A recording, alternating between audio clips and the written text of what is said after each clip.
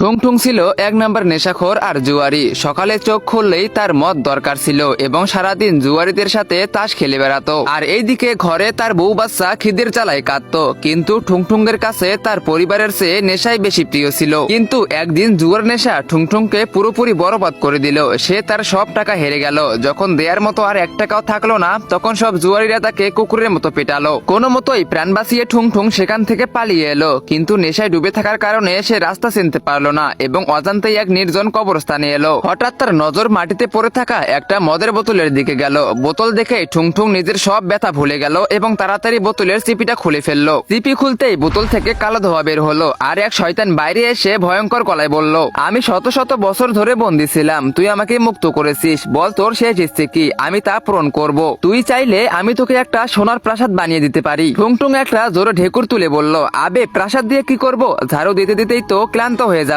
এক কাজ করো, আমাকে এমন একটা মদের বোতল দে যা কোনোদিনও শেষ হবে না, আর এক জোড়া তাসের তাস দে যাতে আমি সব সময় জিতি।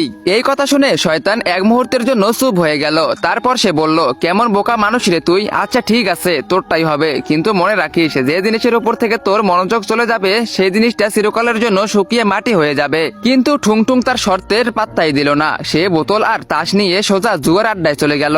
এইদিকে তার বাসায় তার বউ আর বাচ্চা খিদে ছটফট করতেছিল, আর ওইদিকে ঠুংঠুং শুধু মদ খেয়েই চললো। তো গাইস, এরপরে কি হতে চলেছে তোমরা সেটা দেখতে পারবে পার্ট 2 তে। পার্ট 2 দেখতে চাইলে ভিডিওতে লাইক করে চ্যানেলটাকে সাবস্ক্রাইব করে দাও, আর টিকটক আইডি ফলো করে দাও এবং কমেন্ট বক্সে কমেন্ট করো পার্ট 2।